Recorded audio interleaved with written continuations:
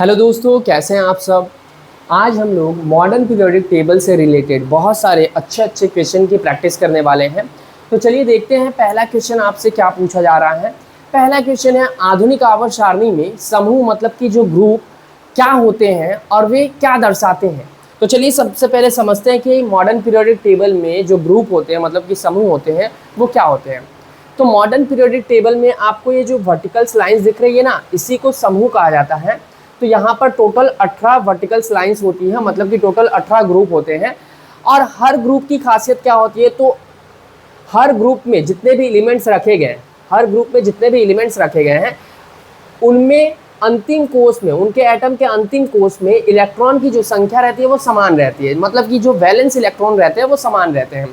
तो देखिए जैसे कि पहले ग्रुप का एलिमेंट्स हाइड्रोजन है, लिथियम है, सोडियम है, पोटेशियम है, रूबिडियम है, सीजियम है, फ्रांसियम है। तो हाइड्रोजन के भी अंतिम कोष में एक इलेक्ट्रॉन है, लिथियम के भी अंतिम कोष में एक इलेक्ट्रॉन है, सोडियम के भी अंतिम कोष में एक इलेक्ट्रॉन है, पोटेशियम के भी अंतिम कोष में एक इलेक्ट्रॉन है। इसका मतलब यह है कि एक ही ग्रुप में जितने भी एलिमेंट्स रखे जाते हैं उनके एटम के अंतिम कोष में एक ही इलेक्ट्रॉन होते हैं। तो चलिए आइए हम अपना आंसर देख लेते हैं। तो ऑप्शन नंबर बी में देखिए, ऊर्ध्वाधर स्तंभ मतलब कि जो वर्टिकल्स लाइंस होती हैं, ऊर्ध्वाधर स्तंभ जो समान वैलेंस इलेक्ट्रॉनिक विन्यास वाले तत्व को दर्शाते हैं। तो हमारा right answer option number B हो जाएगा। ठीक है, चलिए अगला क्वेश्चन देखते हैं। तो अगला क्वेश्चन आपसे पूछा जा रहा है कि आधुनिक आवर्त सारणी में आवर्त क्या होते हैं और वे क्या दर्शाते हैं। तो बेसिकली मॉडर्न पीरियोडिक टेबल में पीरियड क्या होते हैं और वो क्या दर्शाते हैं, आइए समझते हैं। तो मॉडर्न पीरियोडिक टेबल में ये जो हॉरिजॉन्टल लाइंस होती है इनको हम लोग पीरियड कहते हैं। और एक ही पीरियड में जितने भी एलिमेंट्स पाए जाते हैं तो उन एलिमेंट्स के एटम में कोष की जो संख्या होती है ना वो समान होती है। जैसे यहाँ पर दूसरे पीरियड में जितने भी एलिमेंट्स पाए जाते हैं उनका इलेक्ट्रॉनिक विन्यास यहाँ पे दर्शाया गया है। तो यहाँ पर देखिए लिथियम के भी 2 कोष है, बेरिलियम में भी 2 कोष है, बोरोन में भी 2 कोष है, कार्बन में भी 2 कोष है, ऐसे ही नियॉन में भी 2 ही कोष है। ठीक है, नियॉन ये वाला एलिमेंट है तो नियॉन में भी 2 ही कोष है। मतलब कि एक ही पीरियड में जितने भी एलिमेंट्स रखे जाते हैं उनमें कोषों की संख्या क्या होती है, समान होती है। ठीक है, तो यहाँ पे हम अपना ऑप्शन देख लेते हैं कौन सा सही होने वाला है। तो ऑप्शन नंबर बी, 36 पंक्तियां मतलब हॉरिजॉन्टल लाइंस। तो 36 पंक्तियां जो तत्व में मौजूद मुख्य ऊर्जा कोषों की संख्या दर्शाती है। ठीक है, तो हमारा right answer option number B हो जाएगा। तो चलिए अगला क्वेश्चन देखते हैं। अगला क्वेश्चन आपसे क्या पूछा जा रहा है। तो अगला क्वेश्चन आपसे पूछा गया है कि आधुनिक आवर्त सारणी में कितने समूह मतलब कि ग्रुप्स और कितने आवर्त होते हैं, कितने पीरियड होते हैं। तो देखिए समूह की संख्या 18 होती है और पीरियड की संख्या कितनी होती है, पीरियड की संख्या हमारी 7 होती है। ठीक है, तो हमारा right answer option number C हो जाएगा। 18 समूह और 7 आवर्त मतलब कि 18 ग्रुप्स और 7 पीरियड्स होती है। ठीक है, तो चलिए आइए अगला क्वेश्चन देखते हैं। अगला क्वेश्चन आपसे पूछा जा रहा है, आधुनिक आवर्त सारणी में एक आवर्त में बाएं से दाएं जाने पर परमाणु त्रिज्या में क्या परिवर्तन होता है और क्यों। तो चलिए सबसे पहले समझते हैं कि एटॉमिक रेडियस होता क्या, परमाणु त्रिज्या होता क्या। तो कोई भी एटम है उसका ये न्यूक्लियस है, न्यूक्लियस के चारों ओर कोष रहती हैं। तो किसी भी एटम के न्यूक्लियस के केंद्र से अंतिम कोष की जो दूरी होती है उसी को हम लोग क्या कहते हैं, एटॉमिक रेडियस कहते हैं। उसी को हम लोग क्या कहते हैं, एटॉमिक रेडियस कहते हैं। हमसे क्वेश्चन पूछा गया है कि आधुनिक आवर्त सारणी में एक आवर्त में बाएं से दाएं जाने पर परमाणु त्रिज्या मतलब कि एटॉमिक रेडियस में क्या परिवर्तन होगा और क्यों होता है। ठीक है, तो चलिए आइए देखते हैं क्या परिवर्तन होगा। तो बेसिकली अगर हम लोग मॉडर्न पीरियोडिक टेबल में लेफ्ट से राइट जाते हैं तो यहाँ पर जैसे कि दूसरे पीरियड में जितने भी एलिमेंट रखे गए हैं उनके एटम के इलेक्ट्रॉनिक विन्यास यहाँ पे आपको दिखाए गए हैं। तो यहाँ पर आप नोटिस कीजिए कि लिथियम में भी 2 कोष है और नियॉन जो अंतिम इस पीरियड का एलिमेंट है उसमें भी 2 कोष है। ठीक है, तो यहाँ पर हमें ऐसा लग रहा है कि सभी के सभी एटम का जो एटॉमिक साइज होगा वो सेम होगा और एटॉमिक साइज अगर सेम होगा तो एटॉमिक रेडियस भी सेम होने वाला है। लेकिन ऐसा नहीं होता है, लेफ्ट से राइट अगर हम जाते हैं तो एटॉमिक रेडियस जो होता है वो घटता जाता है। ऐसा क्यों होता है, क्योंकि एटॉमिक साइज घटता जाता है। चलिए आइए समझते हैं इसको कि क्यों एटॉमिक साइज जो है वो लेफ्ट से राइट जाने पे घटता है। तो जैसे लिथियम का एटॉमिक नंबर होता है 3, इसीलिए इसके न्यूक्लियस में कितने प्रोटॉन है, 3 प्रोटॉन है। ठीक है, तो इसका इलेक्ट्रॉनिक विन्यास क्या हो जाएगा, 2 और 1 हो जाएगा। उसके बाद यहाँ पर बेरिलियम का ऐसे ही 2,2 हो जाएगा, बोरोन का 5 होता है एटॉमिक नंबर तो 2,3 हो जाएगा। ऐसे करते करते नियॉन का क्या हो जाएगा, नियॉन का एटॉमिक नंबर 10 होता है तो 2,8 हो जाएगा। तो मैं नियॉन का ही बना लेता हूँ, ये लिथियम का है और मैं और एक बना लेता हूँ नियॉन का। तो नियॉन का मैं यहाँ पे बना लेता हूँ। ठीक है, तो यहाँ पे इलेक्ट्रॉनिक विन्यास 2,8 होगा, तो 1 2 3 4 5 6 7 और ये 8, ठीक है, तो 8 इलेक्ट्रॉन हो गए। अब यहाँ पर नियॉन की तरफ मैं जा रहा हूँ, तो यहाँ पर नियॉन में कितने प्रोटॉन है? नियॉन में भाई 10 प्रोटॉन है, ठीक है। इसके नाभिक में कितने प्रोटॉन है? 10 प्रोटॉन है, ठीक है। तो यहाँ पर लेफ्ट से राइट जाने, लिथियम से नियॉन तक जाने में एटॉमिक रेडियस कम क्यों होता है? क्योंकि एटॉमिक साइज कम होने लगता है। क्योंकि बेसिकली अगर हम लोग लिथियम से नियॉन के पास जा रहे हैं तो एक चीज में परिवर्तन आ रहा है, जो कि है नाभिकीय आवेश, मतलब कि न्यूक्लियर चार्ज जो है उसमें क्या हो रहा है? परिवर्तन आते जा रहा है। यहाँ पर नाभिकीय आवेश की मात्रा कितनी है? 3 पॉजिटिव चार्ज है, जबकि यहाँ पे 10 है। तो बेसिकली 10 प्रोटॉन जो होते हैं वो इलेक्ट्रॉन पे ज़्यादा अट्रैक्शन फोर्स लगाते हैं, क्योंकि इलेक्ट्रॉन पे नेगेटिव चार्ज होता है, तो प्रोटॉन जो होते हैं वो 10 प्रोटॉन ज़्यादा अट्रैक्शन लगाते हैं, जिससे कि ये जो कोष होते हैं ना, ये न्यूक्लियस की ओर थोड़ा खींच के रहते हैं, न्यूक्लियस की ओर थोड़ा खींच के रहते हैं, जिसके कारण नियॉन का जो एटॉमिक साइज होता है वो थोड़ा कम हो जाता है। और अगर नियॉन का एटॉमिक साइज कम होगा तो उसका एटॉमिक रेडियस भी क्या होता है? कम हो जाता है। इसीलिए अगर हम लोग लेफ्ट से राइट जाते हैं पीरियोडिक टेबल में, तो एटॉमिक रेडियस जो होता है वो कम होता है, क्योंकि नाभिकीय आवेश की मात्रा जो होती है वो बढ़ती रहती है, ठीक है। तो चलिए आइए हम अपना ऑप्शन देख लेते हैं कौन सा सही होगा। तो ऑप्शन नंबर ए देखिए, घटती है एटॉमिक रेडियस। अगर हम लोग लेफ्ट से राइट जाते हैं तो घटती है, क्योंकि प्रभावी नाभिकीय आवेश बढ़ता है, प्रभावी नाभिकीय आवेश बढ़ता है, इसीलिए हमारा जो आपका एटॉमिक रेडियस होगा वो लेफ्ट से राइट जाने पे क्या होगा? घटने वाला है, ठीक है। चलिए अब अगला क्वेश्चन देखते हैं। अगला क्वेश्चन आपसे पूछा जा रहा है, आधुनिक आवर्त सारणी में एक समूह में ऊपर से नीचे जाने पर आयनन ऊर्जा में क्या परिवर्तन होता है और क्यों? तो बेसिकली आपसे पूछा जा रहा है, जो आयनन ऊर्जा होती है, अगर हम लोग एक ग्रुप में ऊपर से नीचे जाएंगे तो आयनन ऊर्जा में क्या परिवर्तन होगा और क्यों परिवर्तन होगा। सबसे पहले तो जान लेते कि आयनन ऊर्जा होता क्या है। तो आयनन ऊर्जा बेसिकली किसी भी एटम के बाहरी कोश से एक इलेक्ट्रॉन बाहर निकालने में जो ऊर्जा खर्च होती है या जो ऊर्जा लगती है, उसी को आयनन ऊर्जा कहते हैं। तो बेसिकली लिथियम स्टेबल होने के लिए एक इलेक्ट्रॉन आसानी से त्याग देता है, जिससे कि ये स्टेबल हो जाएगा। और यहाँ पर प्रोटॉन की संख्या भी कम है, 3 प्रोटॉन है, तो 3 प्रोटॉन उतना अट्रैक्शन फोर्स नहीं अप्लाई करेंगे इलेक्ट्रॉनों पे, जबकि 10 प्रोटॉन जो होगा वो क्या इलेक्ट्रॉनों पे बहुत ज़्यादा अट्रैक्शन फोर्स अप्लाई करके रखेंगे, इलेक्ट्रॉनों को अपनी ओर ज़्यादा पावर से खींच कर रखेंगे। तो नियॉन के अंतिम कोश से एक इलेक्ट्रॉन निकालने में बहुत ज़्यादा ऊर्जा लगने वाला है, जबकि लिथियम के अंतिम कोश से इलेक्ट्रॉन निकालने में नियॉन के कंपैरिजन में कम ऊर्जा लगने वाला है। तो बेसिकली किसी भी एटम के अंतिम कोश से एक इलेक्ट्रॉन बाहर निकलने में जो ऊर्जा खर्च होती है, उसी को हम लोग आयनन ऊर्जा कहते हैं। तो आयनन ऊर्जा लेफ्ट से राइट जाने पे तो बढ़ती है, आयनन ऊर्जा लेफ्ट से राइट जाने पे बढ़ती है और ऊपर से नीचे आने पे घटती है। क्यों घटती है? क्योंकि बेसिकली जो नाभिक होता है, न्यूक्लियस होता है ना, उससे अंतिम कोश की दूरी बढ़ती जाती है। और अगर प्रोटॉन और इलेक्ट्रॉन के बीच का डिस्टेंस बढ़ेगा तो डिस्टेंस बढ़ने से क्या होने वाला है? डिस्टेंस बढ़ने से प्रोटॉन और इलेक्ट्रॉन के बीच में जो आकर्षण होगा वो कम होगा। तो एटॉमिक साइज बढ़ने के कारण क्या होता है, जो अंतिम कोश में उपस्थित इलेक्ट्रॉन रहते हैं उनका भाई न्यूक्लियस से डिस्टेंस बहुत ज़्यादा हो जाता है, और इसीलिए वो आसानी से मतलब बाहरी कोश से बाहर निकल जाते हैं। तो इसीलिए अगर हम लोग ऊपर से नीचे आएंगे तो हमारा आयनन ऊर्जा जो होने वाला है वो क्या होने वाला? घटने वाला है, क्योंकि कोश की संख्या क्या होती है? बढ़ती जाती है। तो चलिए आइए हम लोग अपना ऑप्शन देख लेते हैं कौन सा सही होगा।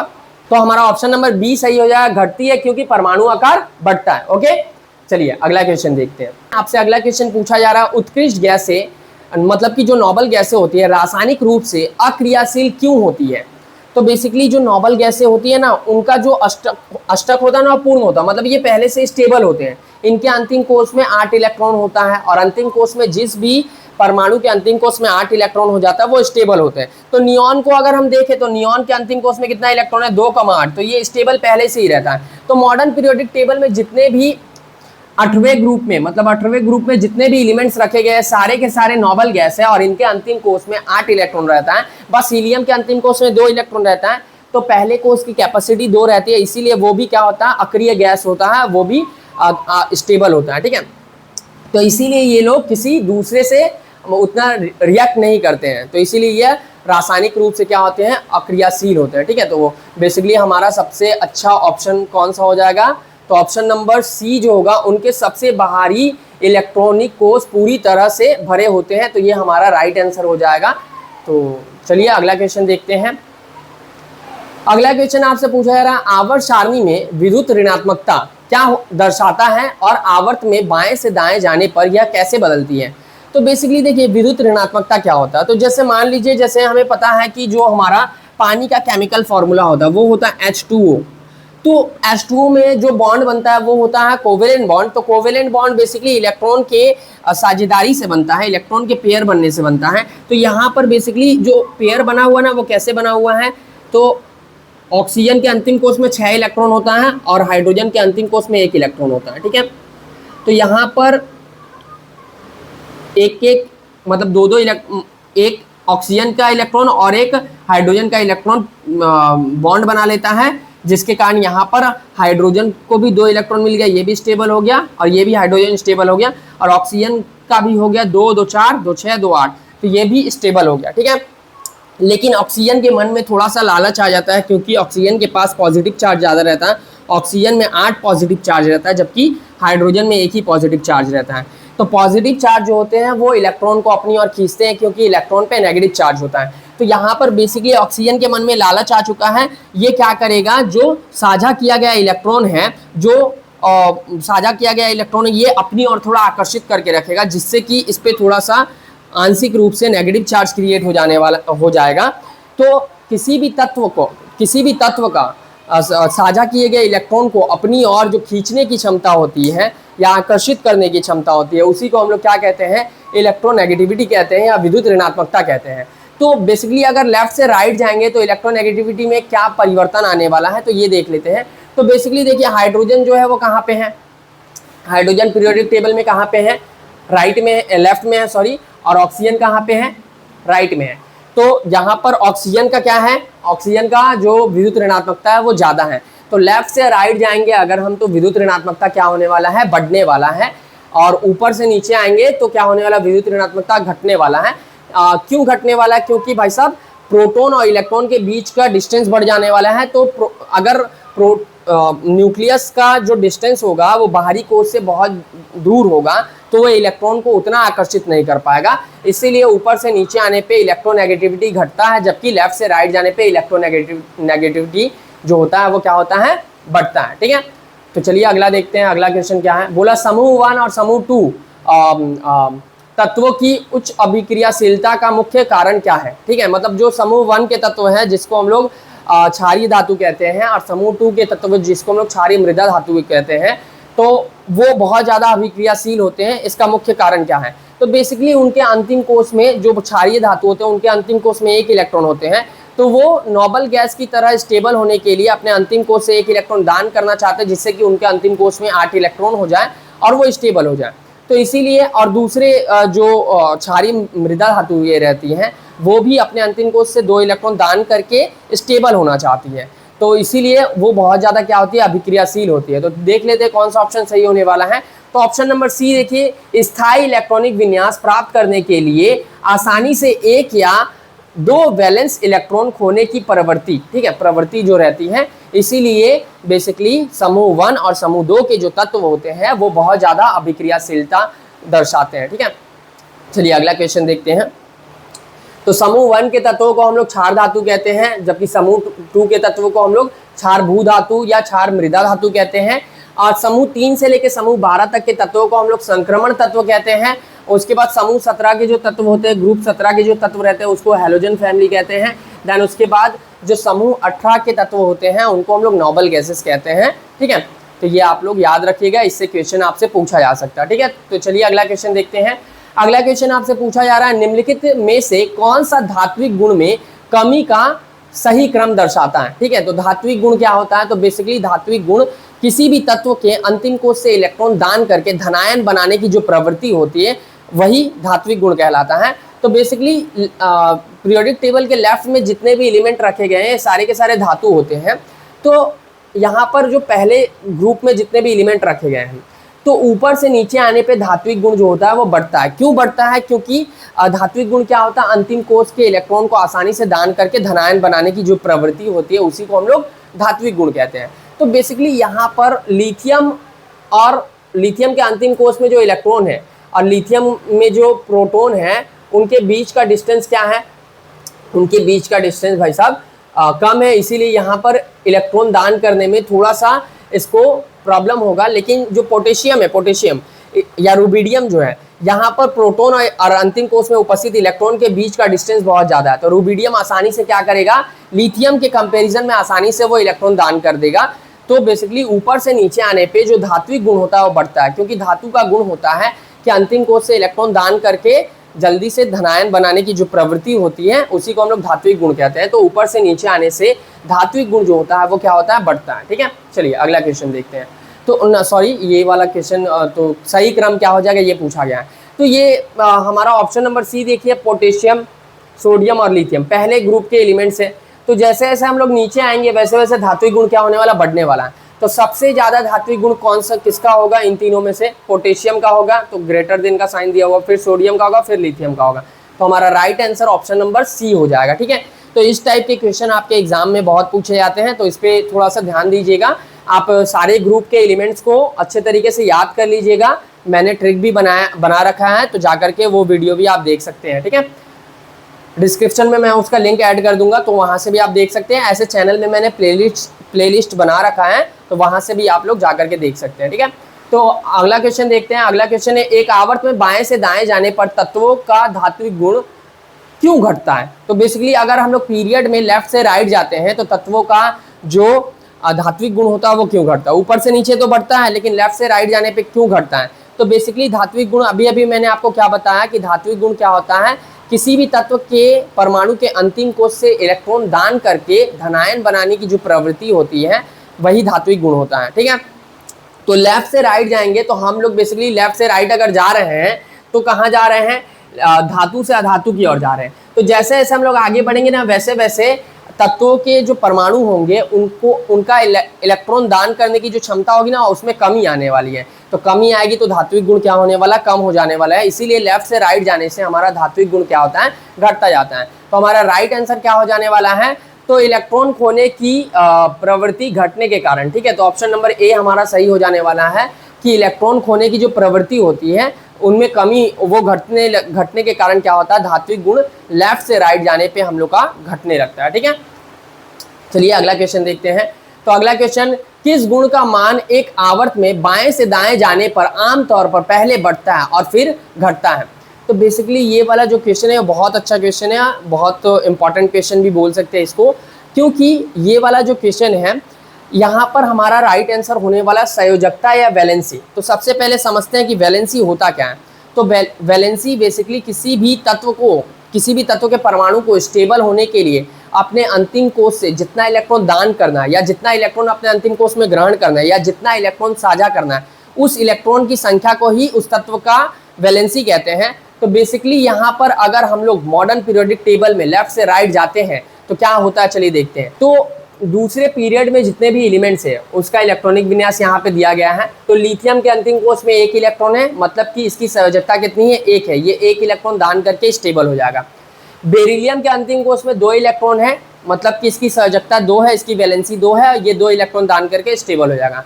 उसके बाद जो बोरोन है, बोरोन के अंतिम कोष में 3 इलेक्ट्रॉन है, इसका मतलब इसकी वैलेंसी 3 है और ये 3 इलेक्ट्रॉन दान करके स्टेबल हो जाएगा। ठीक है, तो जैसे जैसे अब हम आगे जाएंगे कार्बन, तो कार्बन जो होता है एक अधातु होता है और अधातु जो होते हैं वो इलेक्ट्रॉन को ग्रहण करके स्टेबल होते हैं। तो अब हम लोग जैसे जैसे आगे जाएंगे ना वैसे वैसे क्या होने वाला है, कार्बन 4 इलेक्ट्रॉन ग्रहण करके क्या होने वाला है, स्टेबल होने वाला है। तो कार्बन की वैलेंसी 4 है। ठीक है, अभी भी बढ़ रही है। लेकिन जैसे ही हम लोग नाइट्रोजन के पास पहुंचेंगे तो नाइट्रोजन के अंतिम कोष में कितना इलेक्ट्रॉन है, 5 इलेक्ट्रॉन है। नाइट्रोजन के अंतिम कोष में कितना इलेक्ट्रॉन है, 5 है। तो नाइट्रोजन की जो वैलेंसी होगी वो कितनी होगी, ये 3 इलेक्ट्रॉन ग्रहण करके स्टेबल होने वाला है। तो वैलेंसी कार्बन के बाद क्या होने वाली है, घटने। पहले बढ़ रही थी 1 2 3 4 ऐसे वैलेंसी जा रही थी, लेकिन जैसे ही नाइट्रोजन का वैलेंसी घट गई। ऑक्सीजन पे जाएंगे तो ऑक्सीजन का जो अंतिम कोष में इलेक्ट्रॉन की संख्या होती है वो 2 होती है, सॉरी 6 होती है। ऑक्सीजन के अंतिम कोष में इलेक्ट्रॉन की संख्या 6 होती है, मतलब कि ये 2 इलेक्ट्रॉन ग्रहण करके स्टेबल हो जाए तो ऑक्सीजन की वैलेंसी कितनी हो जाएगी, 2 हो जाएगी। वैसे ही फ्लोरीन की वैलेंसी कितनी हो जाएगी, तो फ्लोरीन की वैलेंसी जो होती है अंतिम कोष में 7 इलेक्ट्रॉन रहता है, तो फ्लोरीन की वैलेंसी कितनी हो जाएगी, 1 इलेक्ट्रॉन ग्रहण करके स्टेबल हो जाएगा, इसीलिए फ्लोरीन की वैलेंसी 1 होगी। और नियॉन के अंतिम कोष में पहले से ही 8 इलेक्ट्रॉन है, तो उसकी वैलेंसी कितनी हो जाएगी, 0 हो जाएगी। तो पहले क्या हो रहा था, वैलेंसी बढ़ रहा है, मतलब संयोजकता बढ़ रहा है, और उसके बाद आगे बढ़ते बढ़ते जब हम लेफ्ट से राइट जा रहे हैं तो बढ़ रहा है पहले, उसके बाद घटना स्टार्ट हो जा रहा है। तो तो हमारा राइट आंसर कौन सा हो जाएगा, हमारा राइट आंसर संयोजकता हो जाएगा कि किसी की जो संयोजकता होता है वो पीरियोडिक टेबल में अगर हम लोग लेफ्ट से राइट जा रहे हैं तो पहले बढ़ता है और उसके बाद घटने लगता है। ठीक है, तो इस पे ध्यान दीजिएगा थोड़ा। आइए अगला क्वेश्चन देखते हैं। तो हमारा सारा क्वेश्चन यहाँ पे खत्म हुआ। तो अब कौन सा गुण जो होता है, कौन सी प्रॉपर्टी जो होती है वो लेफ्ट से राइट जाने पे बढ़ेगी, ऊपर से नीचे आने पर घटेगी, तो उसको मैंने एक जगह करके लिख दिया है कि जो आयनन ऊर्जा है, विद्युत ऋणात्मकता है, इलेक्ट्रॉन बंधुता है, आधात्विक गुण है, ऑक्सीकरण गुण है, ये सारा का सारा जो होता है लेफ्ट से राइट जाने पे बढ़ता है और ऊपर से नीचे आने पे घटता है। उसके बाद जो हमारा परमाणु त्रिज्या मतलब कि एटॉमिक रेडियस होता है, एटॉमिक साइज होता है, धात्विक गुण होता है, अपचायक गुण होता है, विद्युत धनात्मकता होता है, ये सारा का सारा जो लेफ्ट से राइट जाने से घटता है और ऊपर से नीचे आने पे बढ़ता है। तो बस ये चीज़ें आप याद रखिए। मॉडर्न पीरियोडिक टेबल के ट्रेंड से जितने भी आपके एग्जाम में क्वेश्चन पूछे जाएंगे आप उसको आसानी से सॉल्व कर लोगे। आई होप इस वीडियो से आप लोगों को बहुत हेल्प हुई होगी और आपका सारा कंफ्यूजन दूर हो गया होगा कि लेफ्ट से राइट जाने से किस प्रॉपर्टी में कैसे बदलाव आने वाला, कौन बढ़ेगा कौन घटेगा। तो बस आप ये चार्ट एक बार अच्छे से देख लीजिएगा और क्यों बढ़ता है वो भी आपको समझ में आया होगा। आई होप आप लोगों को ये वीडियो बहुत अच्छा लगा होगा। अगर आप लोगों को ये वीडियो अच्छा लगा है, अगर आप लोगों की इस वीडियो से कुछ हेल्प हुई है तो ये वीडियो को लाइक कीजिए और अपने दोस्तों के साथ शेयर जरूर कीजिएगा, क्योंकि अगर जितने ज़्यादा लोग मेरे वीडियोस को देखेंगे मैं उतने ही वीडियो बनाने की कोशिश करूँगा और भी अच्छे अच्छे टॉपिक्स पे, जिससे कि आप लोगों की भी हेल्प हो और आपके दोस्तों की भी हेल्प हो। तो फिर मिलते हैं अगली क्लासेस में, तब तक के लिए बाय, अपना ध्यान रखिए। ठीक है।